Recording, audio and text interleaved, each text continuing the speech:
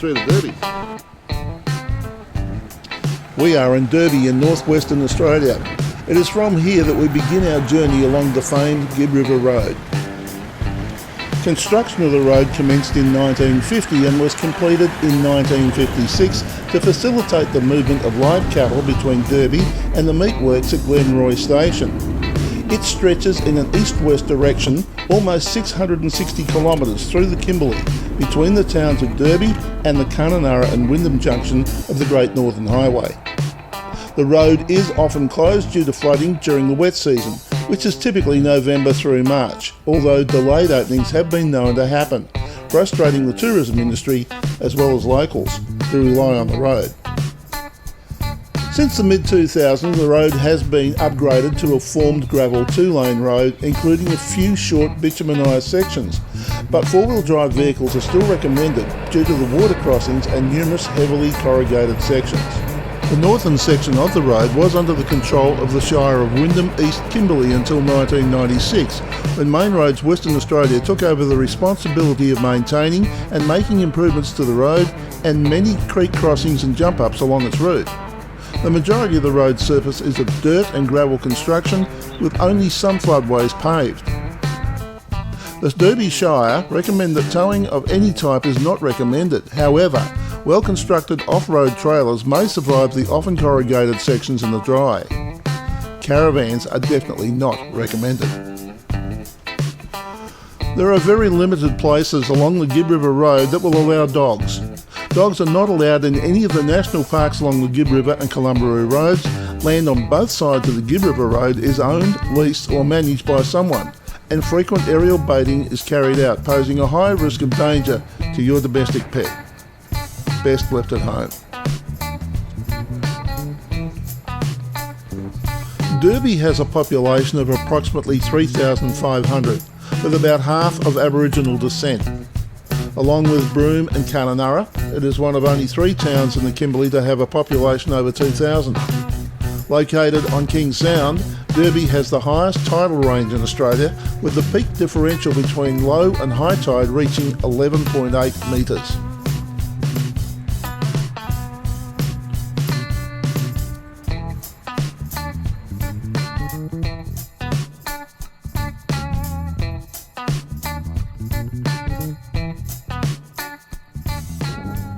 During the Second World War, troops were stationed in and around Derby. In 1944, this little pool, if you like, was built so that the troops could bathe in it. It's called Frosty's Pool.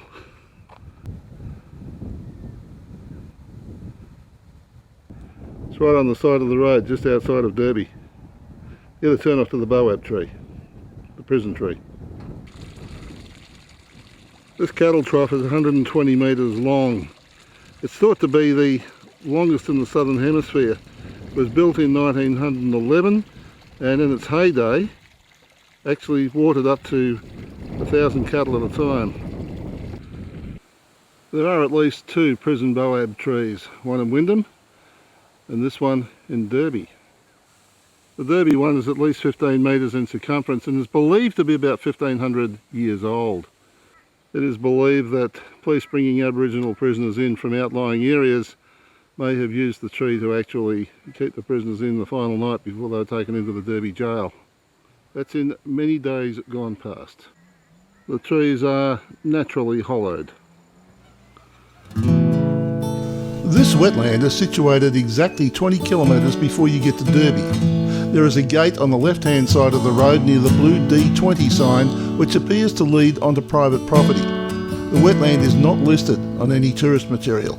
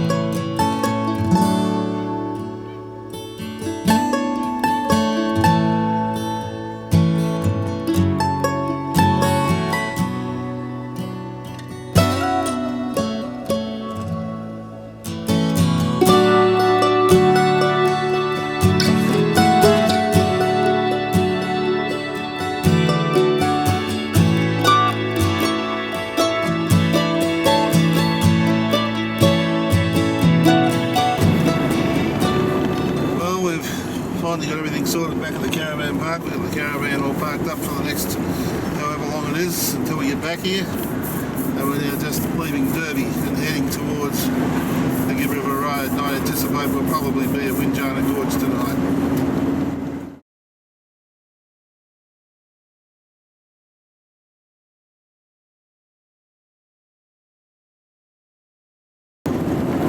Approaching the turn up to the Gibb River Road. This will take us up through Windjana Gorge up towards Tunnel Creek, and this takes you through right through the Wyndham.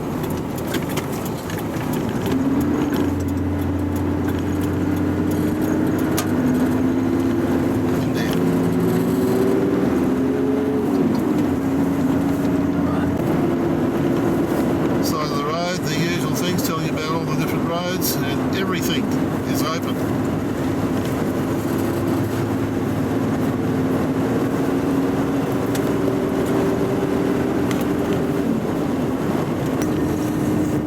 We're just 80 kilometres out of Derby, and we're about to hit the gravel.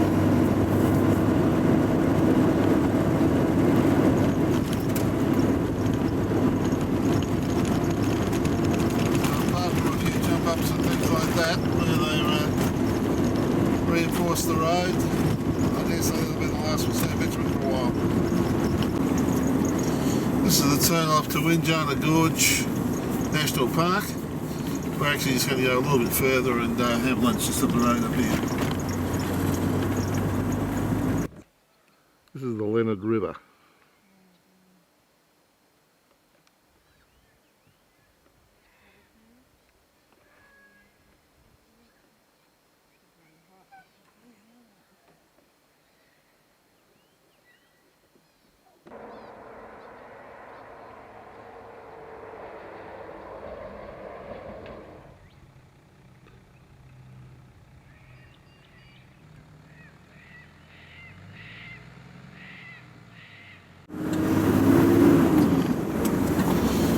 The Lennard River, where we had lunch, and now we're heading back to Windjana Gorge.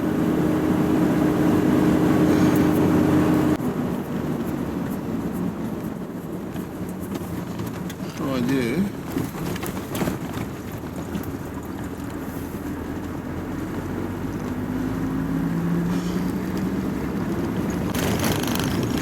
We're now approaching the oddity that is the Napier Range.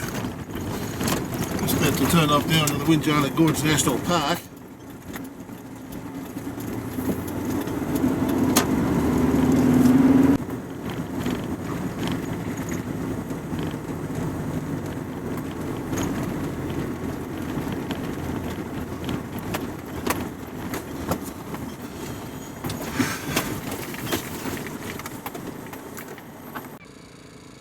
We're at Windjana Gorge.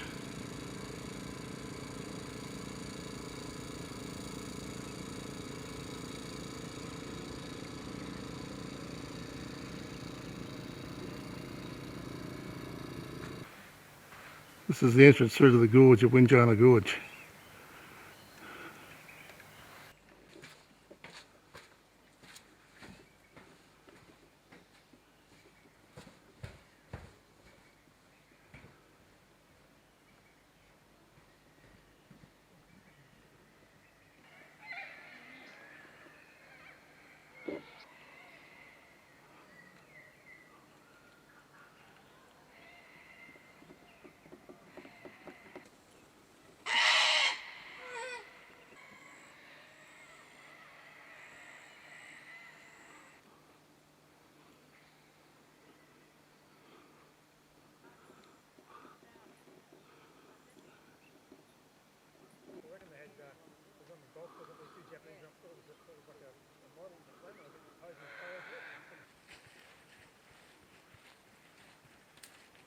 This one's big. Yeah.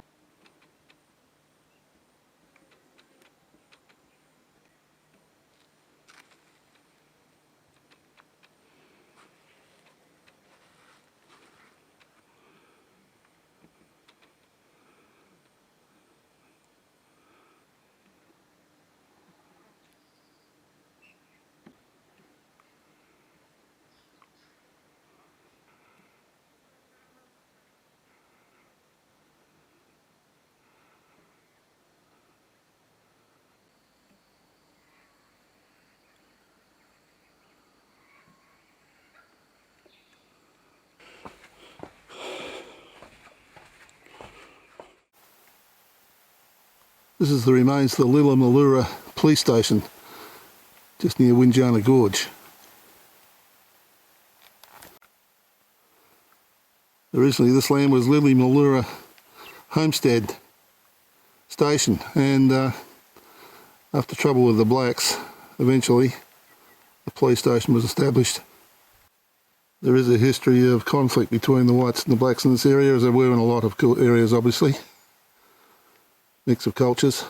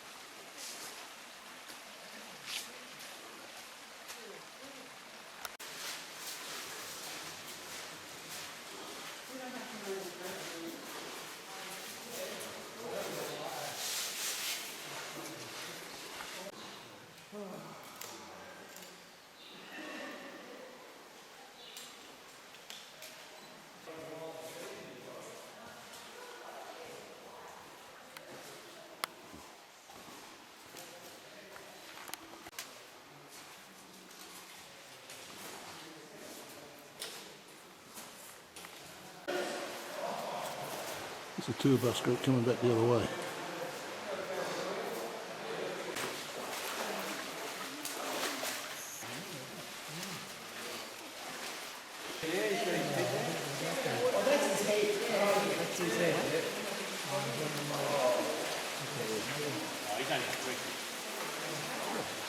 Oh, yes, look, you can see his Right over eyes. there, see his eyes?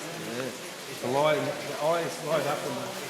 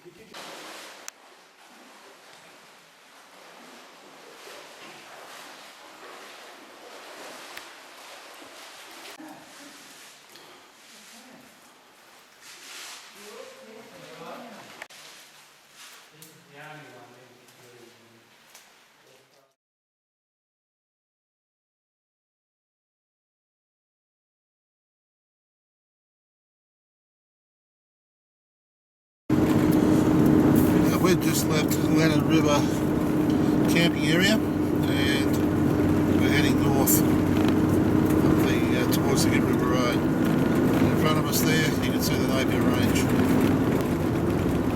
Rock formation on the left of the pass, the person sticking out, that's part of the formation that's been called the Queen Victoria's Head. And this is the Napier Range.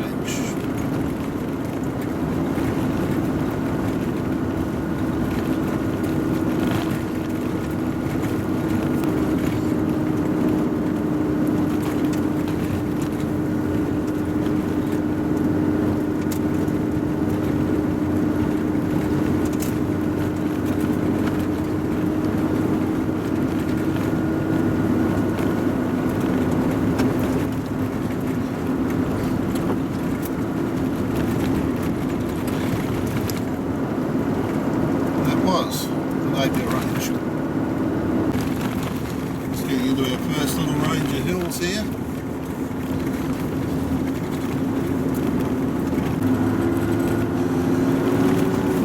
bit hard to tell exactly, but we are approaching the King Leopold Ranges. This could be part of it.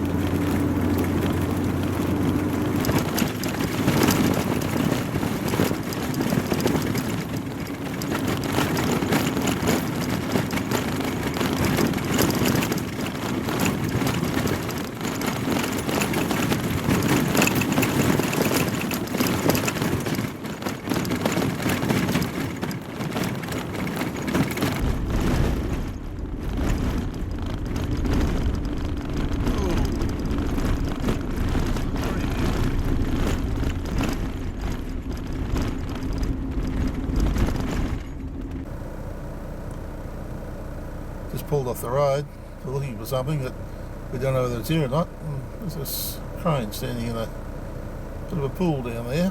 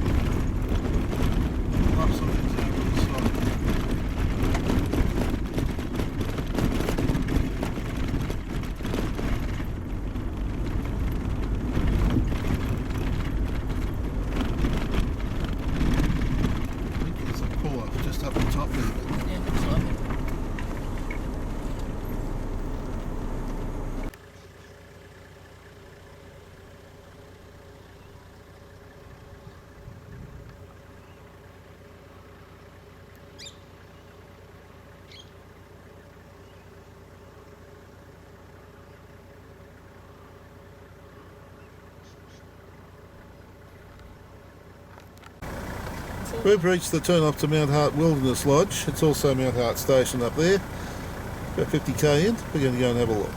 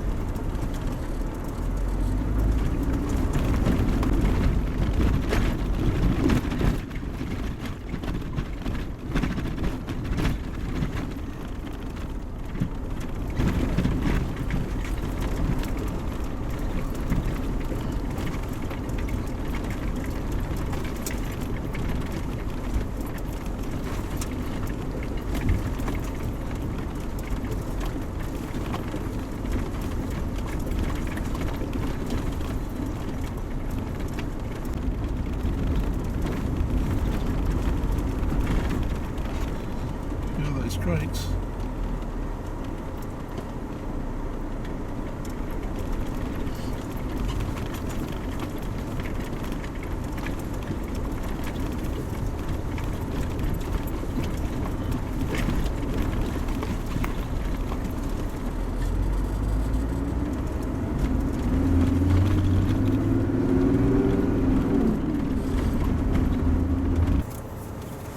We're running up in the Mount Hart station, and that's the look ahead of us as we climb over one of the hills. And these hills are the King Leopold Range.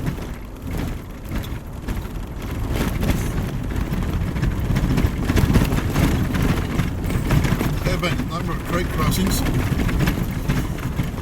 This one's one of the bigger ones.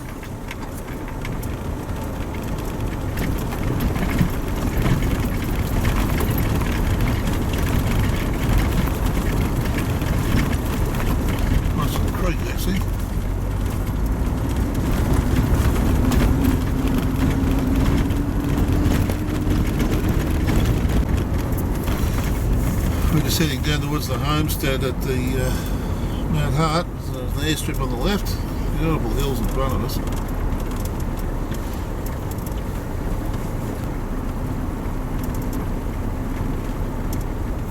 Telescope. International Airport.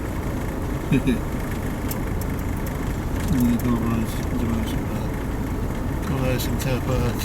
Unfortunately, Matthew Gorge at the campsite 800 metres away. Mount Hart Wilderness Eco place. Two sections, one for non-generators and one for generators. There are flushing toilets, hot and cold showers, and there's plenty of camping down by the river. There are a couple of attractions out here, and one of them is a boab tree, which has some special significance or powers. We'll find out what that is shortly. And then there's another turn up to Matthew's Gorge, I believe it is.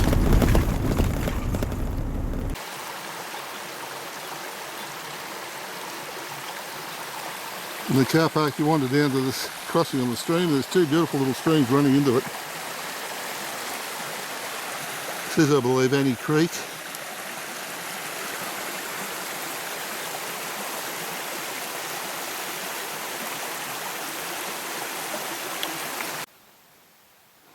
This is the boab tree in question. Pretty old apparently, and it's got a strangler fig growing in and around it.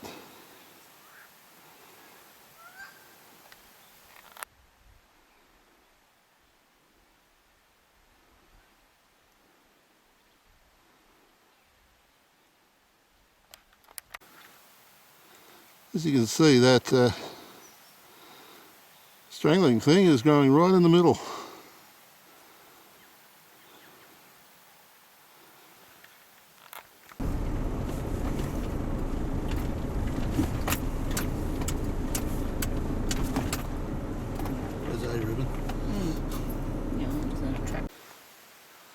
The first tree is marked, there's a little pathway, and I think that's where we're heading in there.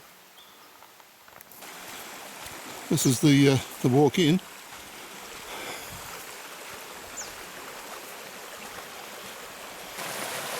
But oh, look at this. Nice little pool here.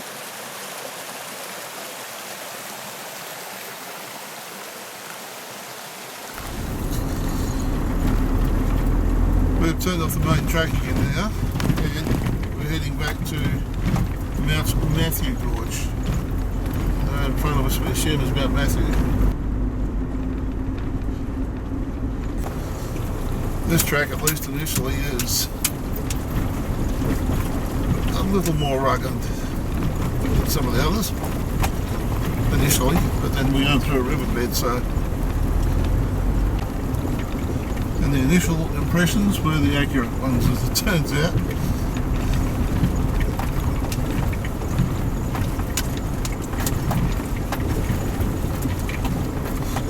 Driving while rugged, it's pretty spectacular for all that.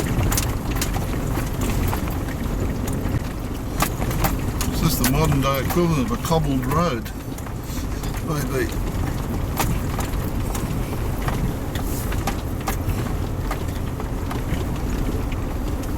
to a smooth bit, it's the car park. By the looks of things. That's the track. We're walking into the Mount Matthew Gorge. And look at the colour of the rocks on the side of that hill there. They're black.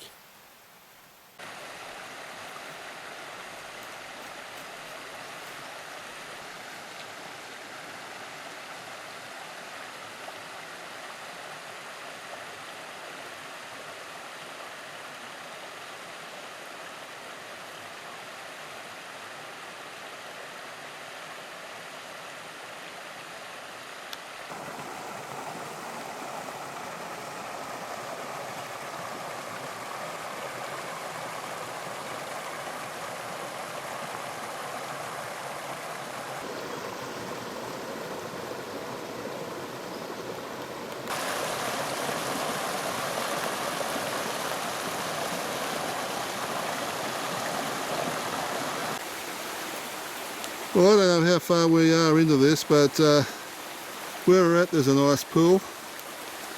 Very rocky going in. They say it's a moderate wade in, but I'd say that's moderately difficult. You're actually rock climbing all the time. You're actually going up a stream to get here. The markers go on, but we've decided that we're going to turn around and head back. That's a shot back where we've come from. That's the walkway.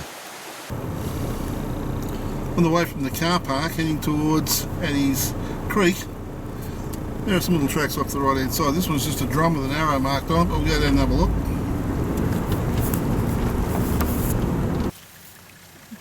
Great little camping spot right beside the river.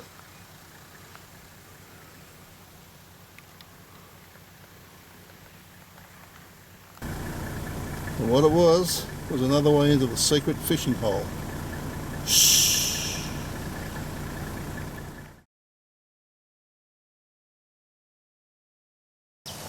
Now in here the accommodation is, you got to pre-book it, and there's a restaurant, there's a bar, really very nice. This is the bar area. Dining area in there, and reception at the end. I'm not sure whether the telescope is here as an observatory or not, but that's an airstrip out there, and this is of course Mount Hart International Airport, and it's a Qantas refuelling point. Daily flights to Rome, Paris and Cairo pass overhead at 33,000 feet, and there's the pump for filling the plane up, obviously. It also suggests that arrivals and departures should enter through Gate 1. And that's Gate 1.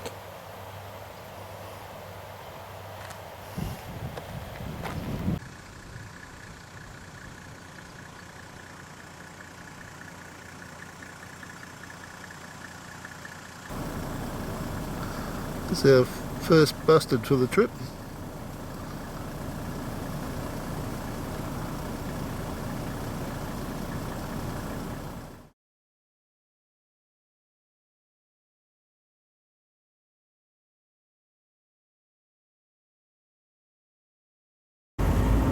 Well, we're back at the main road again now, and the next place we're going to go and have a look at is Lennard River Gorge.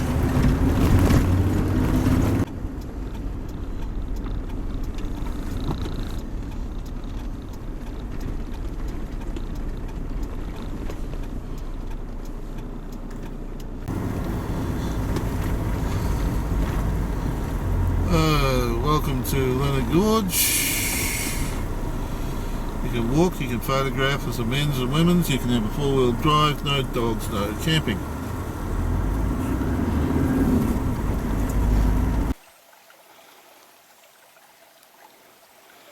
This part of the walk into this place is alongside the river, but it ain't easy going. This is what we're climbing over. Certainly not wheelchair friendly.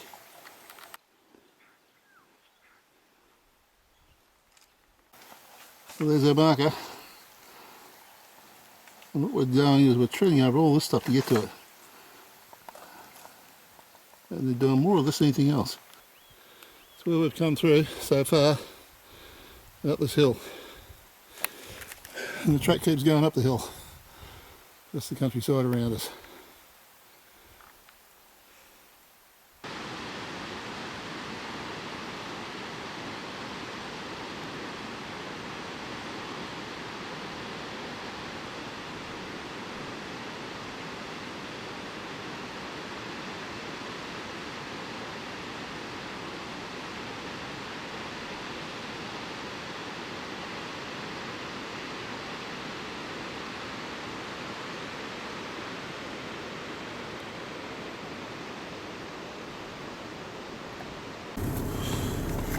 As we drive out of the Lennard River Gorge, it's the view we're looking at.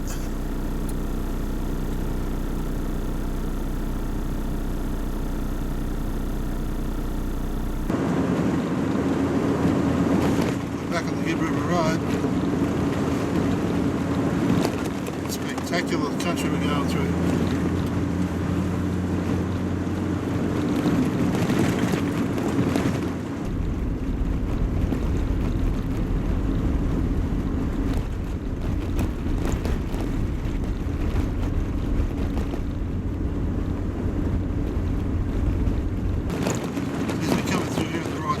It's sensational, I reckon. Coming in the right direction too.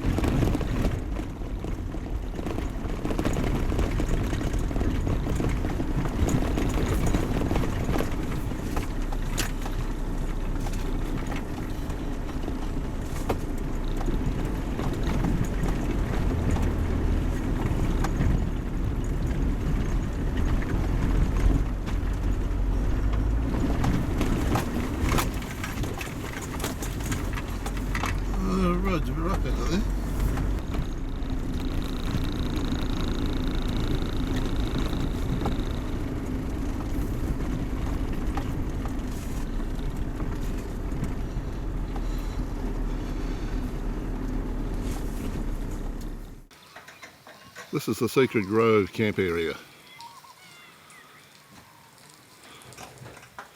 At Bells Gorge, you have to camp here. It's the only designated camping area in the district. Hot showers, cold showers, flushing toilets. It's a separate area for generators and non-generators.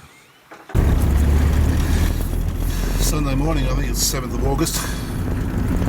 We're just leaving the Silent Grove campground and heading out to Bells Gorge. It's about 10 kilometres from here.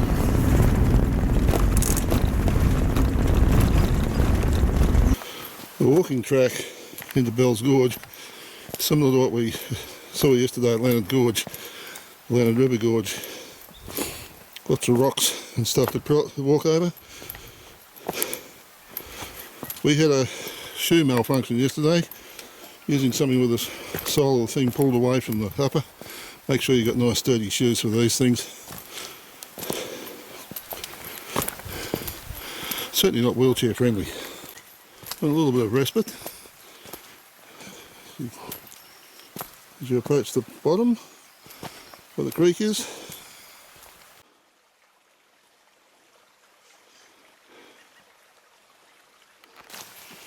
The trail follows along the creek. Now we're doing this early in the morning, and already it's fairly steamy in here.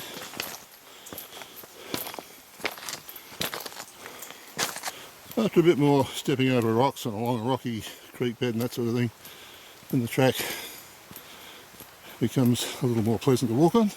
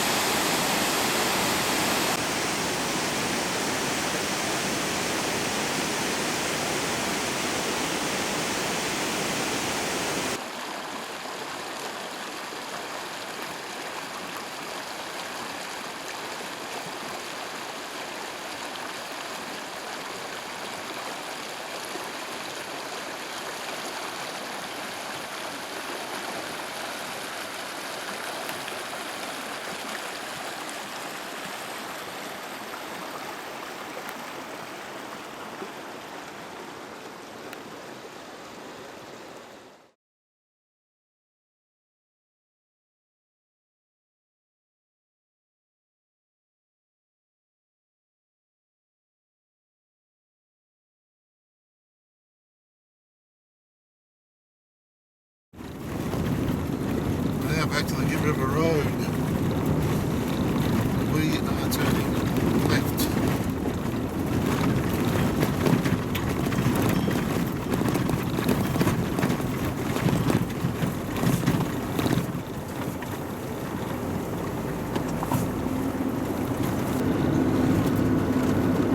Now running alongside the King Leopold Ranges, the same range that we actually drove through last night.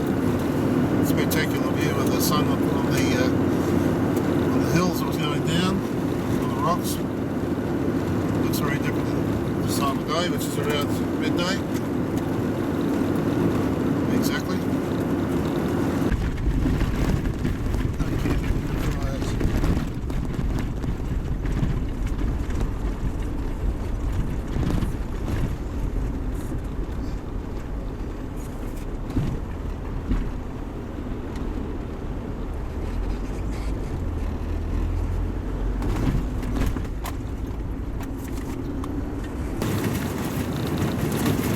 Left the Eminichi or whatever it is, roadhouse, and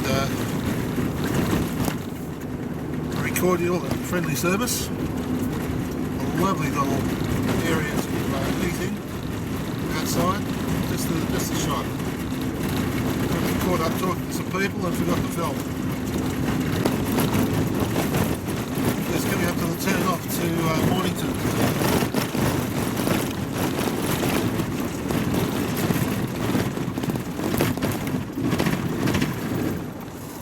Mornington Wilderness Camp, venture into the heart of the Kimberley. So,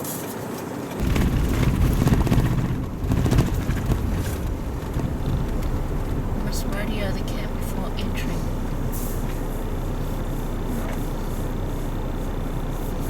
okay, let's find out what it's all about.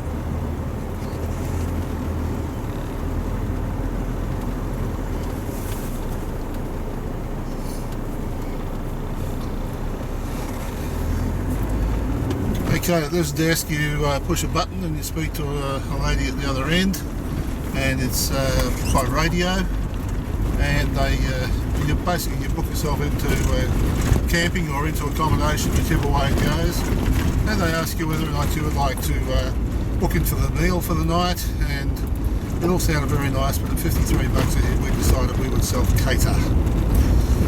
Meanwhile, apparently it'll take us a couple of hours to get down there, she reckons, so here we go.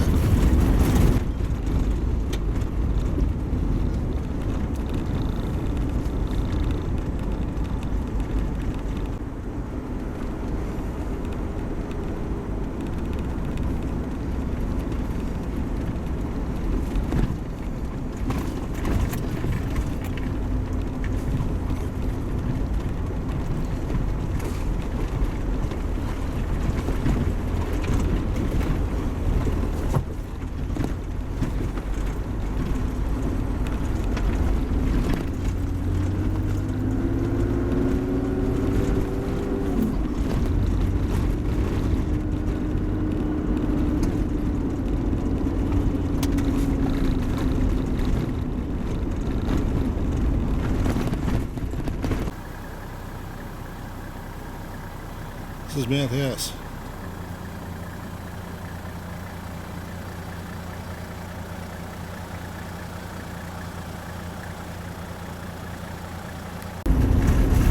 We're now about somewhere around the 50 kilometre mark in towards Mornington, and that's what's ahead of us.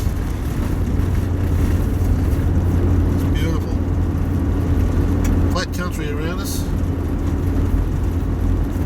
Grasses, smattering of trees, and that range right in front of us. Back in the 50s, a scheme was designed whereby whole beef carcasses would be shipped out of the Kimberleys by air. There's this spot where it was going to happen from.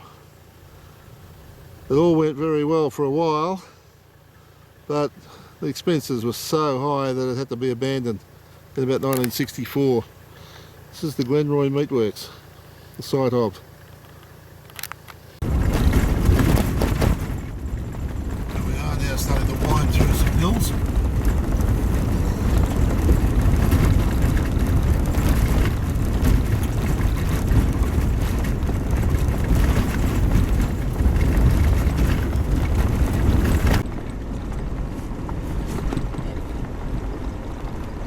Oh, look at that.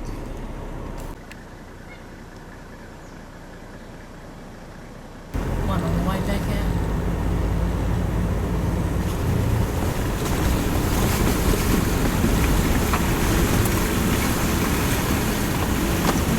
Yeah, because there's a couple of gorges we need to go check out in this place. There's St John, Diamond. There's a few things to do here. Yeah, there is. Ah, we just missed. We're now on at Mornington Wilderness Camp, Sanctuary, whatever it's called. Now inside the gate. About 2 kilometres, I believe, and we should be there. Okay. Australian Wildlife Conservancy, Mornington Bush Camp reception, 800 metres. Certainly bush camp, isn't it?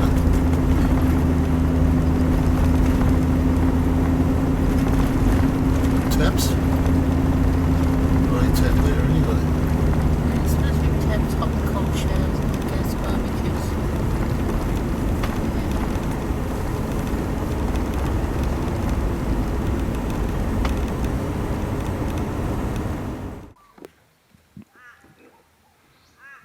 This is Mornington Wilderness Camp, and this is the bush camp. It's all bush camping down here. No fires, no generators, no fishing. Lovely little setting. Facilities are good with gas-fired hot showers and flushing toilets.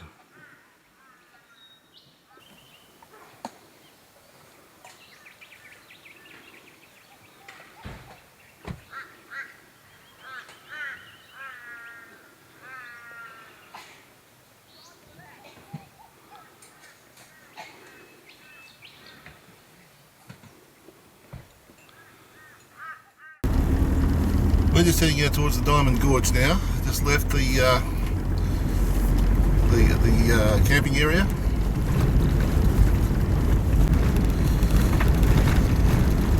Left is to St John Gorge, Sir John Gorge, and the other one is the Diamond Gorge. We're going to go and have a look at the Diamond Gorge area first up.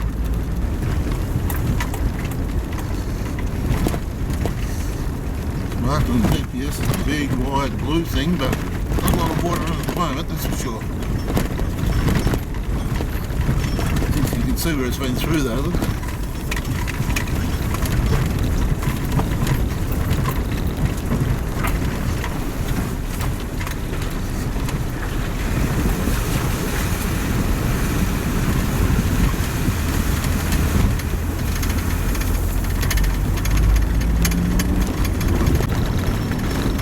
Handbook that you get for your $25 registration fee to come into the place tells us that we are now on black soil plains as opposed to the savanna plain that we were on just a few minutes ago. Catch put hole off to the left, it's a swimming hole I believe. We'll go back to that on the way back. Look at that hill.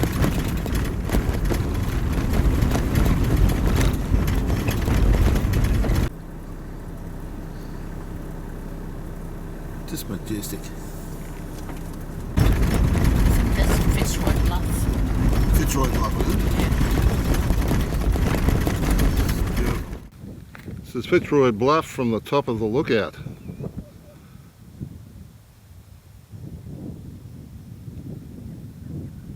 You reckon it looks alright from the road, then you come up here and it just blows you away.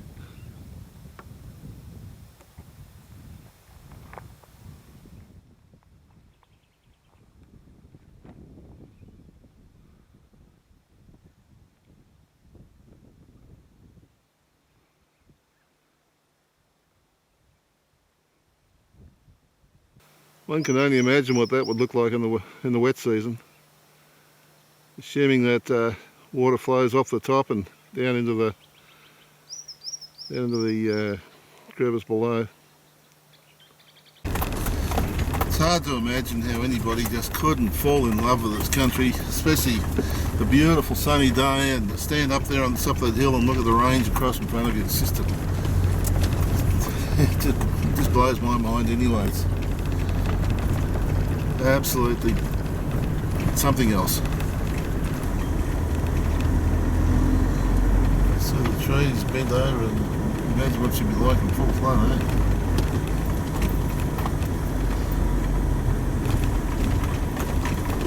Okay, caution. What does it say here? 2 canoes. Welcome to Diamond Gorge. Gorge is 200 metres. This is the car park. We're there.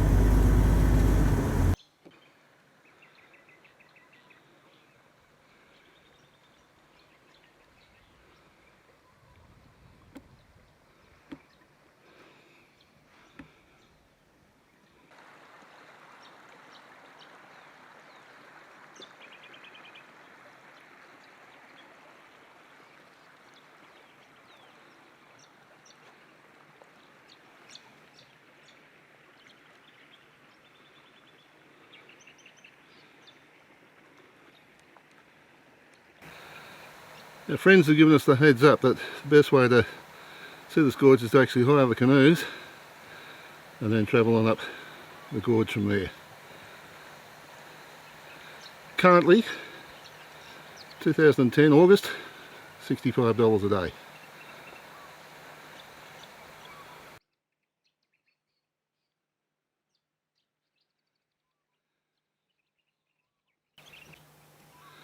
If you're looking for a leisurely day canoeing up the river, be mindful that to get there you've got to climb over all these rocks. And they're not well marked.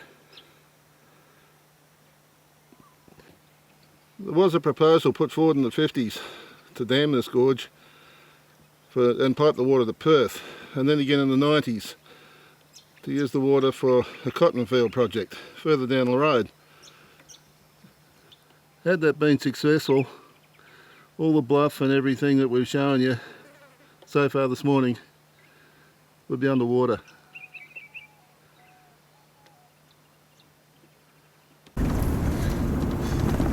heading back towards Mornington, and there's the bluff in front of us again. Absolutely amazing.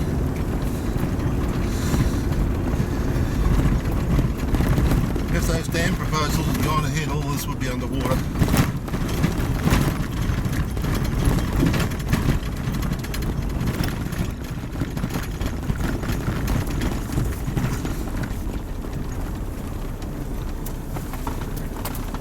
Kedgeput Hole is down this road, so we'll go and we'll have a boat peep at that now. We're now descending into the Fitzroy River again.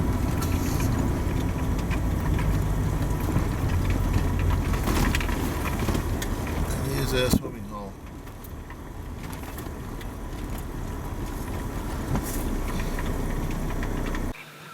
Well, this is the Kedgeput hole, and it's in the middle of the Fitzroy River. Perfect place to stop and have a bite to eat, a bit of a swim. Beautiful.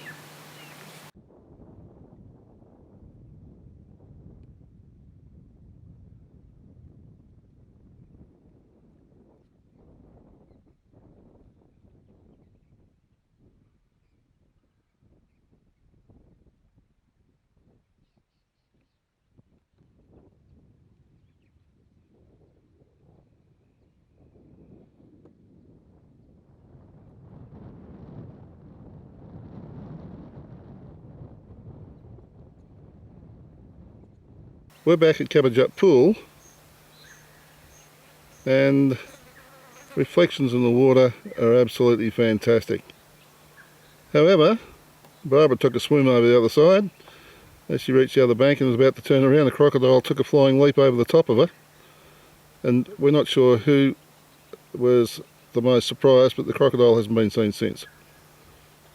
Barbara made it back across the river in 4 seconds flat.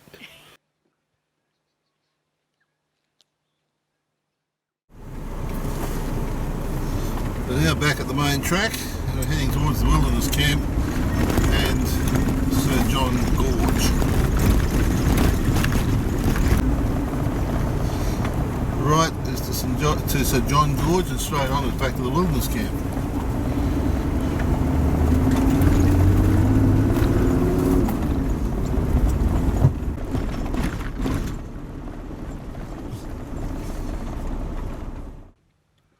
This is Sir John Gorge.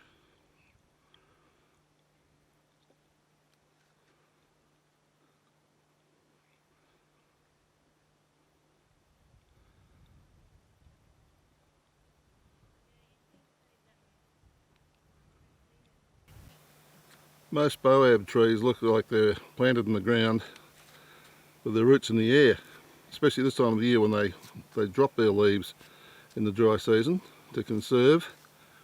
This one's got all its leaves on it. Normally this doesn't happen until the approaching wet season. But where it is here at Sir John Gorge, this bloke's ready to go. Unusual sight. Compared to much of what we've seen so far, the access down to Sir John Gorge is relatively easy. In fact, it's quite easy. To where I'm standing at the moment at least. To get down to the water you need to descend off this little cliff face here, which is not all that tall, and then you're into the river.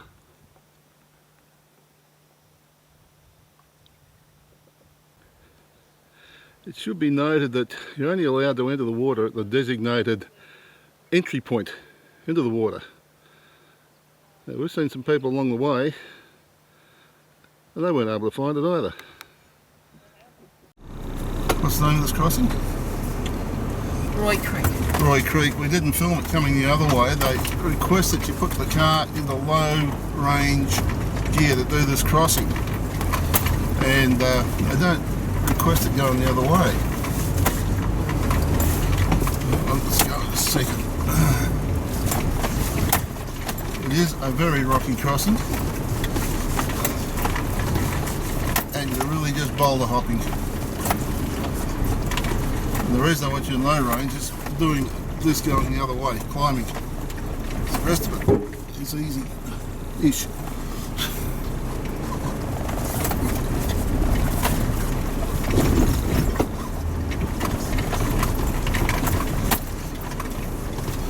It's certainly not something to be done in the family sedan, put it that way. And if you haven't got heavy-duty tyres, like truck tyres or something like that, don't bother either.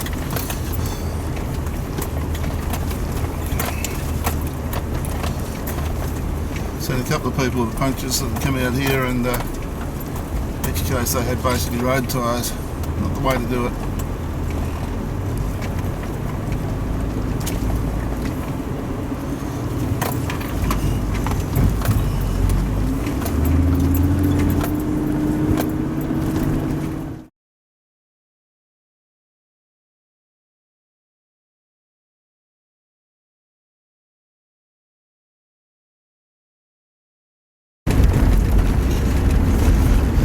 Tuesday morning, census day, and we're leaving Mornington.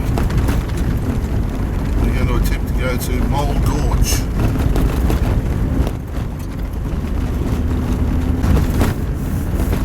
Just a few thoughts on Mornington. It's not cheap to get in. It's $25 to actually just come onto the property. $17.50 currently per person, which is $35. Now $35 you can sit in a caravan park and have all the facilities laid on. Up here you've got hot water, you've got flushing toilets, you've got water access to every site, drinking water access to every site. There are gas barbecues around the place. So the facilities are fairly reasonable for a camping ground. However, most of those things are available in other camping grounds around the place at a cheaper price. We were offered a meal as we came in, or offered the opportunity to dine in when we came in at $53 per person. I don't think that included booze, so to that end, not cheap. We had a friend a person, a fellow tourist, who had a puncture in a tyre, and they charged him $70 to fix it. So this place is, it's a bit of a worry, I think, from a few points of view. It's expensive. Otherwise, the facilities aren't too bad. We did have a personal feeling with regard to signposting of the place, and we think that maybe it could have been done a lot better. The trails are not necessarily defined as they should be, we feel, but then talking to other people around the place, they had no problems with them, so maybe that's just a personal perception. There's a fair spattering of moab trees through here.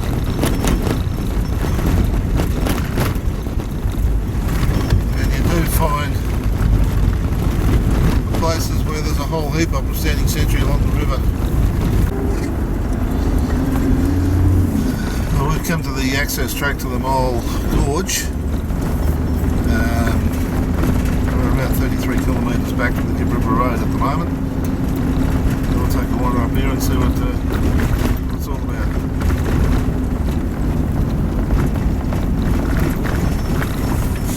Everything else, private road, keep out. We're about 15 kilometres or maybe a little bit more from Gibb River Road at the moment.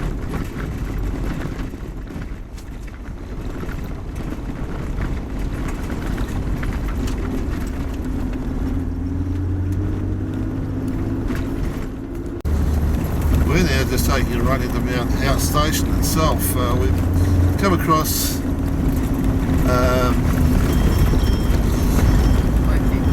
some work people, and he's only been here about 3 weeks, and he wasn't able to answer our query as to whether or not we could go into Mole Gorge or not, so he's leading us back to the house where we'll have a chat with Kate, who owns the property, and see if we can't go and have a look at the place.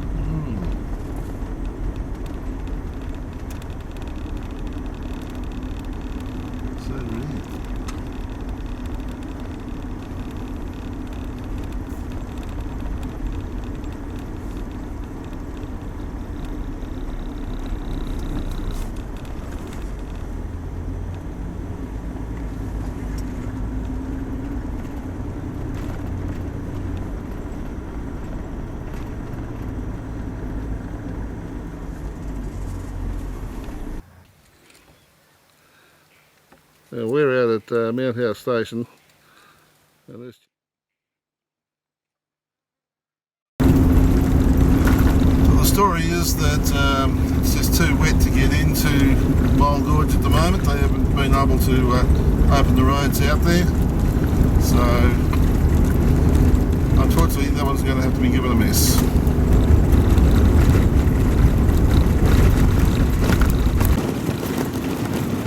Now back on the Gibb River Road, and the road into Mornington is by far and away the best piece of road that we've travelled on since we got onto the dirt. It really is a well-maintained road. Right, we've reached the Windjana River turn-off, and we're going to head up and see what we can see up here. Billy Gorge and a couple of other things.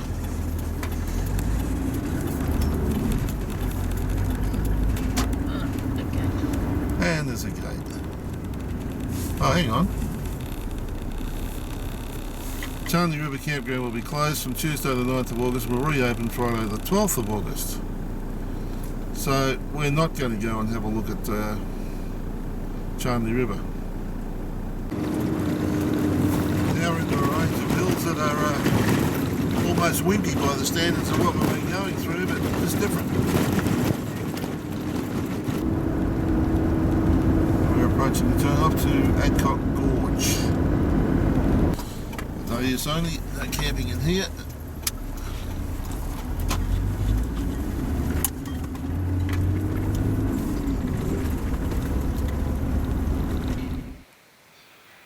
This is Adcock Gorge.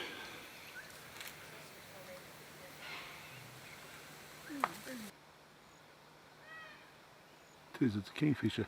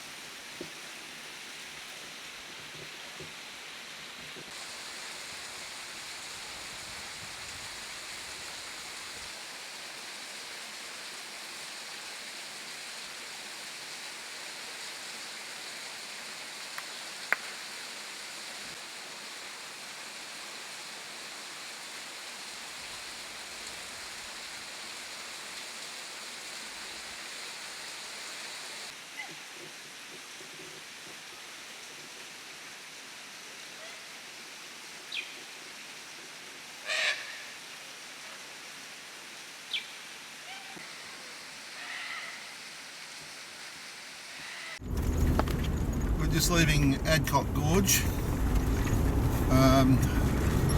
There's some scrambling over rocks and things to get to the gorge itself. For nimble people, no problems at all. With us older, not quite so nimble people, maybe just take it easy and you're right. The journey is worth it. It's a beautiful little gorge, absolutely. The gorge is day use only, so there is no camping.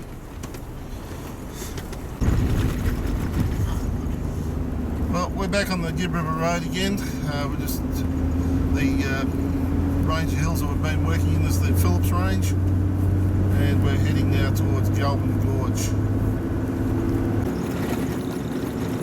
You hear varying stories about the condition of the Gibb River Road. Now, just after it's been graded, it's great. Then it gets very rough very quickly, and so it goes on.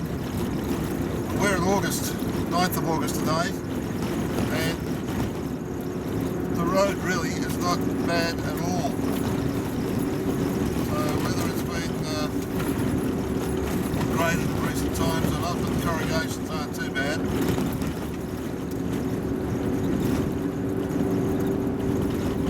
It's a bit of a noddle really, at this point in time anyway.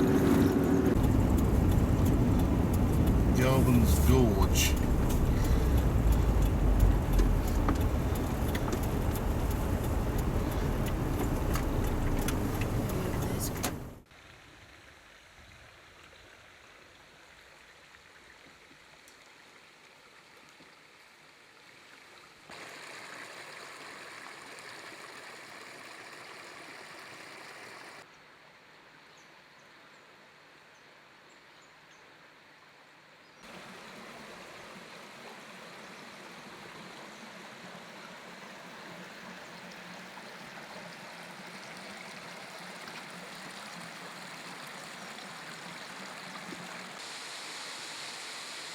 Galvan's Gorge.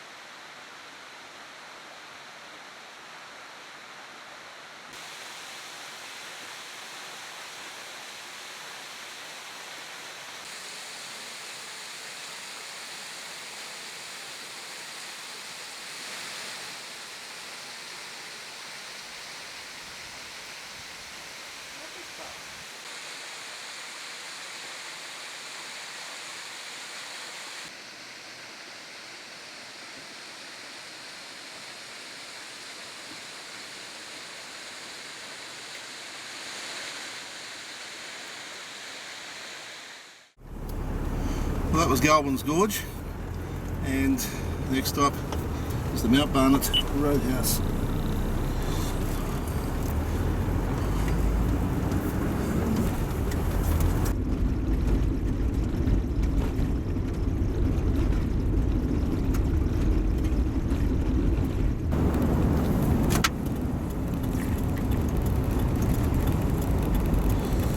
Barnett Roadhouse is also the entrance to Manning Gorge.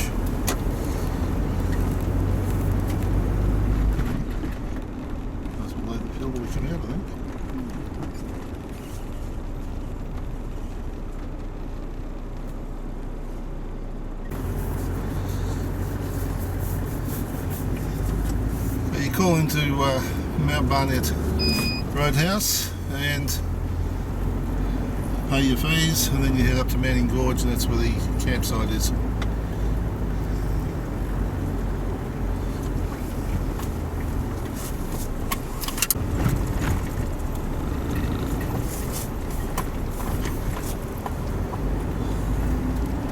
This is the campground at Manning Gorge. There's down by the river, by the looks of it. Bus and church parking only. It's just after 5:30 Tuesday night, 9th of August 2011, and we're at the campground at Manning Gorge. And it's well well occupied at the moment. There are two ways to get across this little piece of water here to get to the other side where you have to go to do the gorge. One is to actually swim across or take the boat across, which is already on the other side, or you can walk around. Supply these foam boxes so you can put your belongings in, your cameras and that sort of thing, and then you push them across as you swim and hope that you don't tip it upside down as you go. Up to this point in time the track has been fairly smooth and nice easy sort of walk. At this point you've got to start doing some rock scrambling to get down the hill. This part of the walk is actually through a gully and then back up the other side again. Then you're back on a reasonable sort of walking thing again.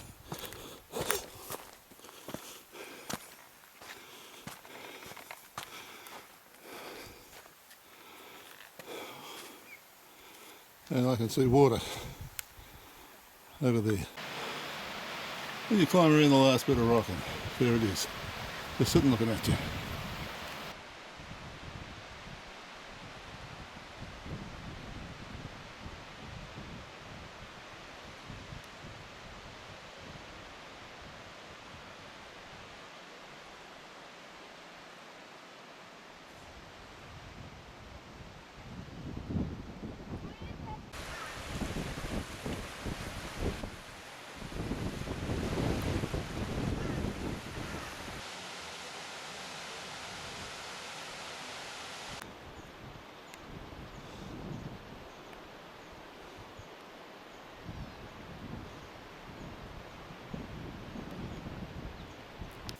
This part of the climb, and we're near the top now, is the most challenging piece of getting into the gorge.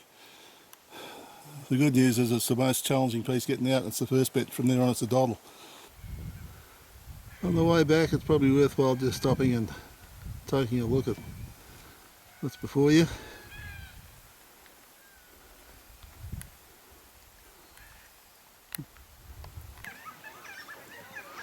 There we come to the last bit of the journey. There's getting from this side to that side, and you do it by throwing your belongings in the crate, swimming across, pushing the crate in front of you and hopefully not tipping it over. If you see this footage you'll know we've succeeded in not tipping it over. Thoughts on Manning Gorge. Lower Manning Gorge is where the campsite is, the Whitehall swimming hole, complete with resident freshwater crocodiles. The walk to the main hole is generally good. The last 100, 250 metres, it's hard going, and regardless of your fitness level, you've got to climb over rocks and all the rest of it. So if you're like me and you're overweight and not terribly stable, then expect a hard time of it. But if you're younger and you're fairly fit or reasonably fit, then you won't have a problem with it. The gorge itself, nice, not the most spectacular one that I've been to that I can think of on this trip. Other people disagree. You've got to judge it for yourself. If you're going for the swimming's just as good down at the lower gorge. That's my opinion for what it's worth. We're about to leave the Barnett River Station. Quite a pleasant setup here really. Nice lawn patches for people to sit under the trees and sit at tables and have something to eat.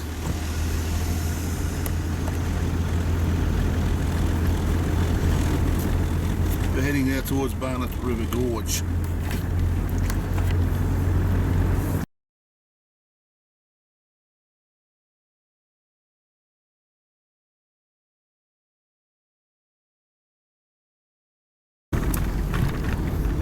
And our first river crossing of the day.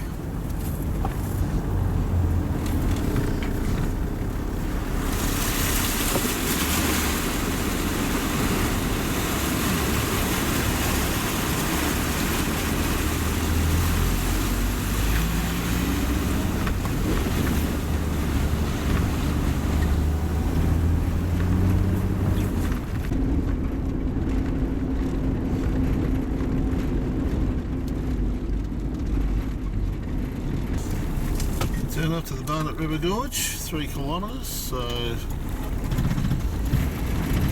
across and have a look and see what it's all about there.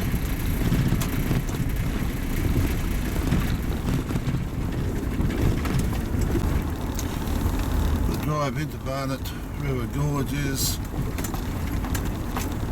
slow and it's a little rough, but if you take it easy it's alright. So after you've parked your vehicle in the main park area, walk across that creek, come along here, across that little creek there, and up a track. Just follow the road. After you cross the river, or the creek, there is a road leads down in towards a boab tree. You then just keep walking up the river bank, actually up the river course. There's an evening hole that's worth swimming in. There's usually a rope hanging from somewhere.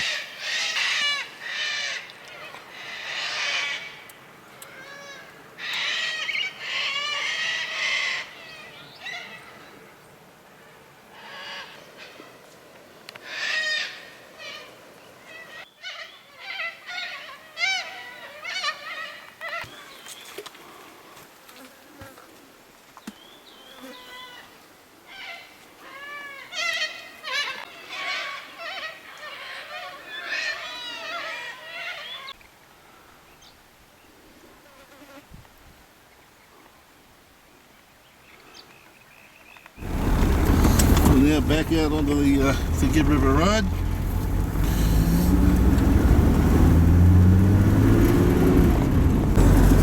After a bit of deliberation, we've decided we will go and have a look at this. See what's up there.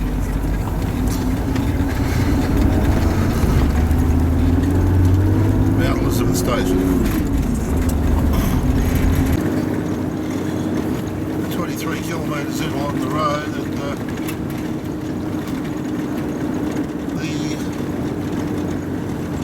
bush just looks natural. It's really just like driving through a park. It's really quite pleasant.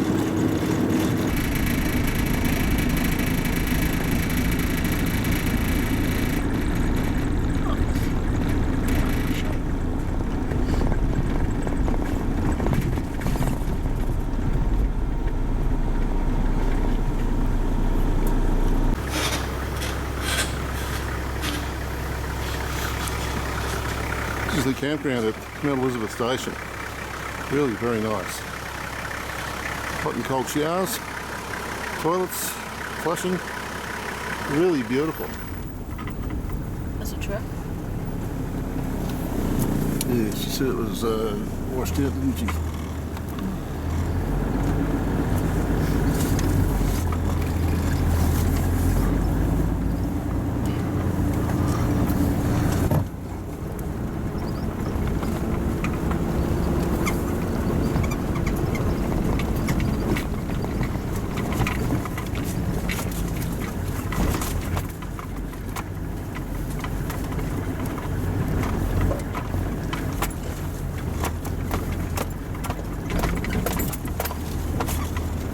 How far in did she say it went? 9.9. You'd want to be able to swim pretty bloody badly, wouldn't you?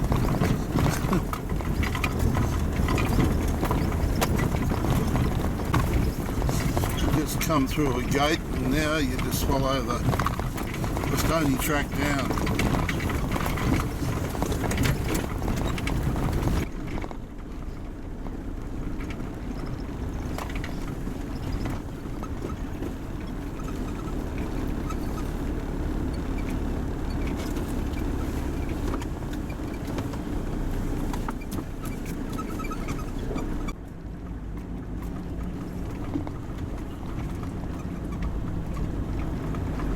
We were within 500 or 600 metres of it, 700 metres.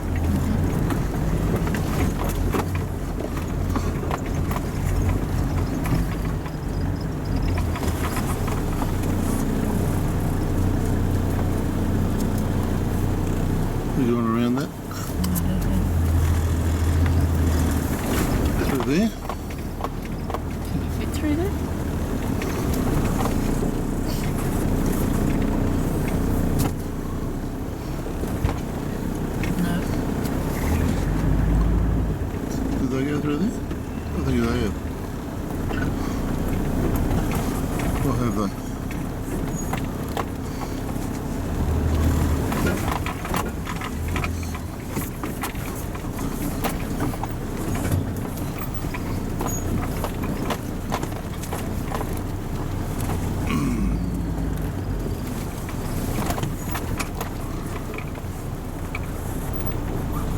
Tide tracks down there, isn't there?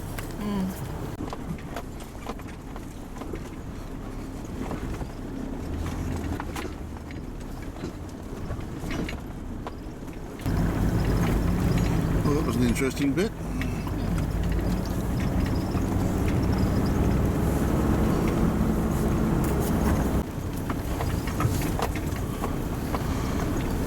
We have reached the car park.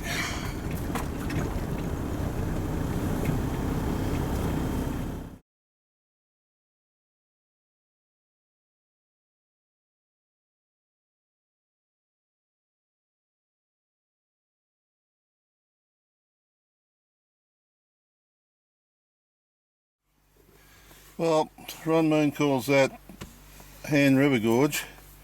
The locals, the people who own the place, call it the Waller Gorge. So, wherever it was, that's where it was. And it's nice to swim in.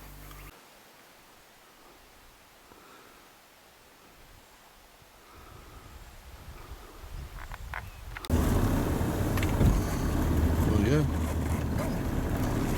Whole tribe of them.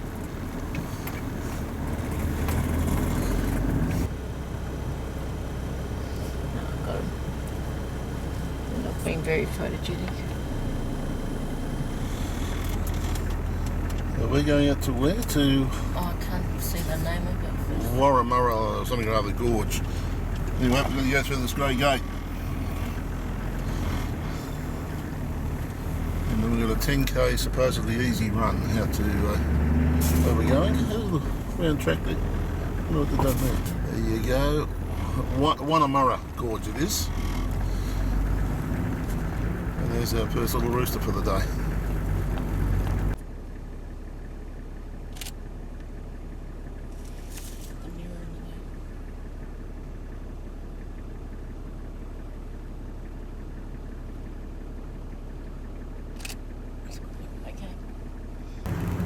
There's as well signposts, isn't they?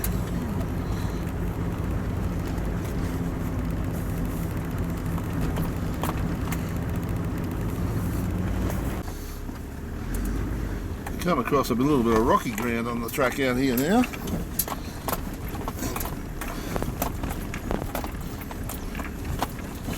Crossing a stream here, obviously. You as you bounce out of open country into wooded country and then into rock country. It changes.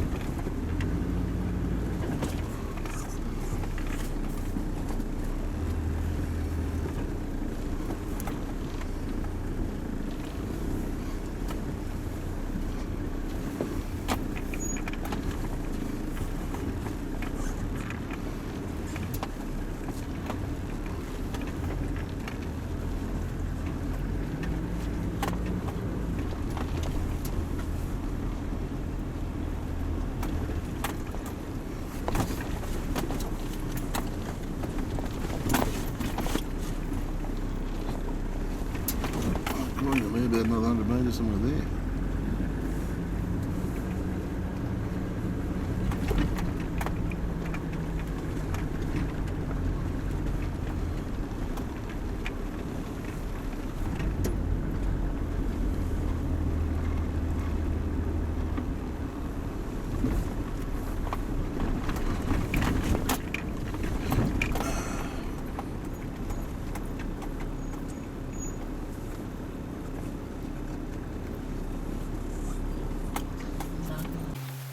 The track to the gorge is clearly defined. Look at these red and white ribbons hanging on the trees, but still a fairly easy path to follow. There doesn't seem to be a lot of water flowing through here, but then again it is approaching the middle of August now.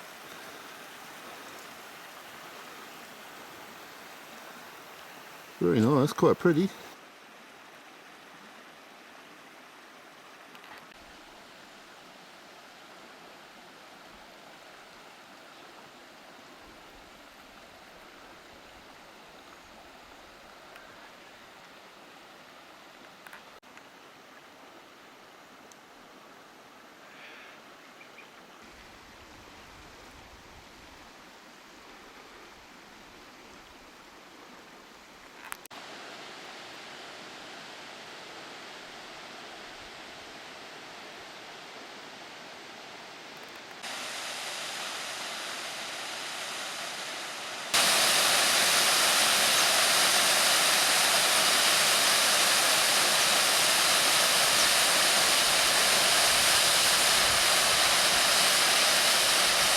Just imagine that in full flood.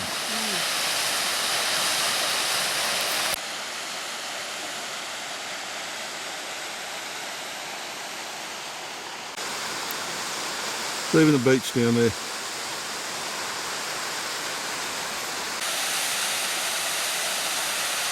They've provided ladders so that you can actually get down below the waterfall.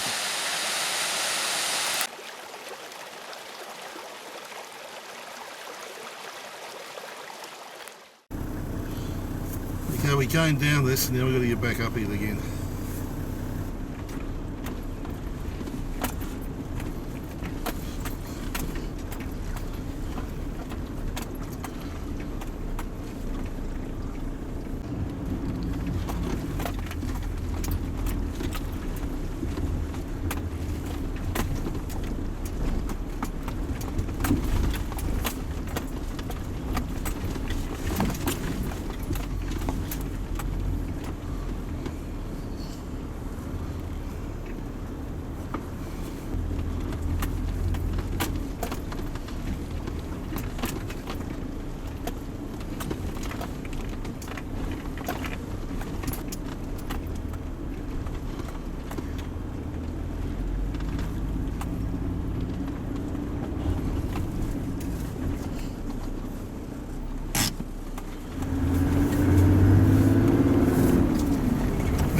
Station. Very nice place, great campground, hot and cold showers, flushing toilets, very nice all around. We actually had a meal last night at the house and it cost us $40 plus a bottle of wine was $20.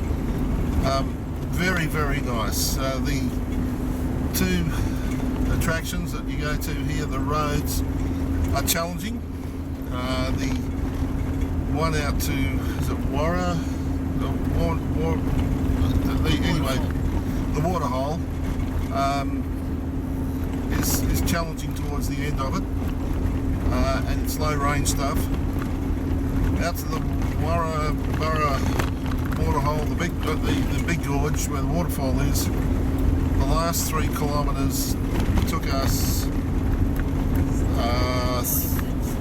40 minutes going and coming back. It's very, very challenging. It's if you're not an experienced 4-wheel drive driver, I'd certainly stop at the second car park if not the first one.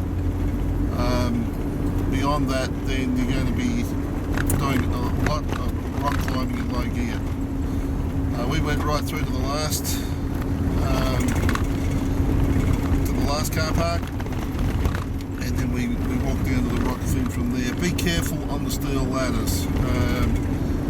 We were at the misfortune, but at the same time very fortunate that there was not more badly injured, but one of the ladders, the top ladder slipped as Barbara was attempting to descend on it. The next thing I saw, she disappeared over the edge and I thought she was gone.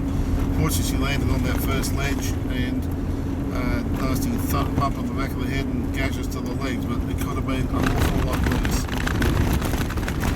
Be careful doing that sort of thing. Otherwise, fantastic place and recommended to anybody.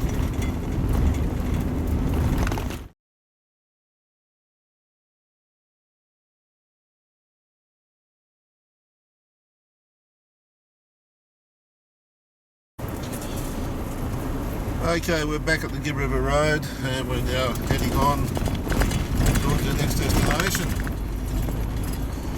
5-minute ticket. This is the Hen River.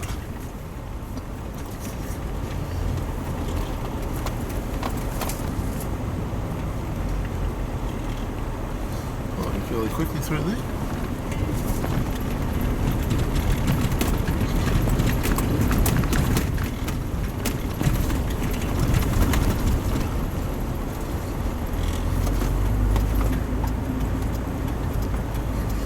We're going to pull in here and have lunch.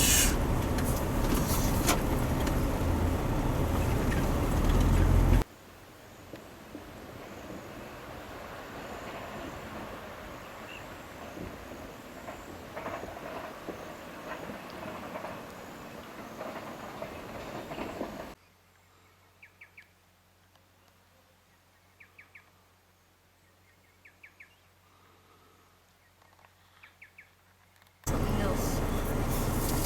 Gibb River Station, it's the no fuel, no work.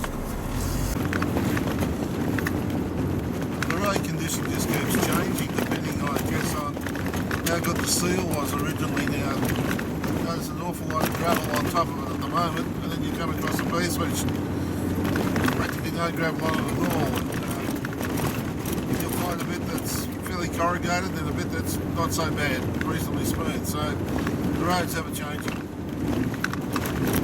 They're running 30-pound pressure in our tyres, thereabouts, about 28-30 pound.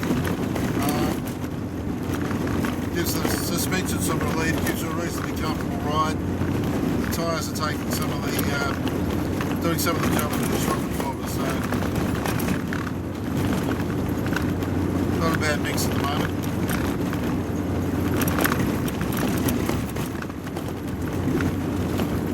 And incidentally, that's the pressure we had when we were climbing over those rocks this morning as well.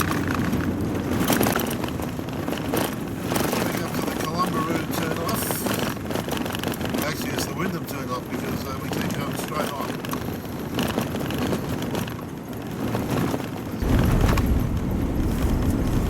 Disposal point for rubbish. We got rubbish?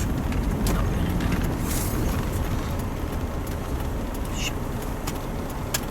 Drysdale River Station, 59 kilometres. This is the Gibb River, and there's a bus there.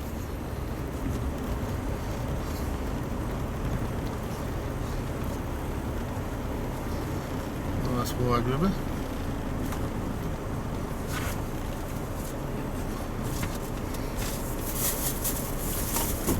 Oh, I can't do that because I'm in two-wheel drive. Not that deep anyway.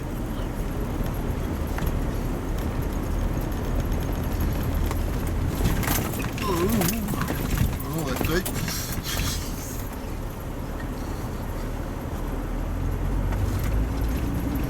We're now just approaching Drysdale River Station. Airstrip on the left-hand side.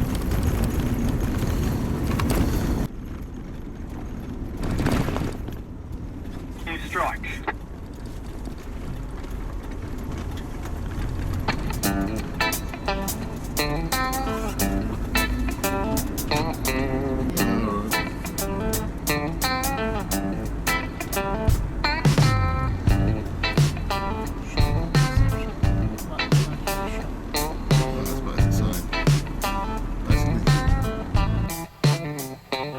campground at Drysdale River Station. Not a lot happening in here tonight. Had a variety bashing here last night. In the meantime, we've set up Chateau Le Kibblewitty. We've actually even put a rand on it tonight, and we've got a lawn out the front as well.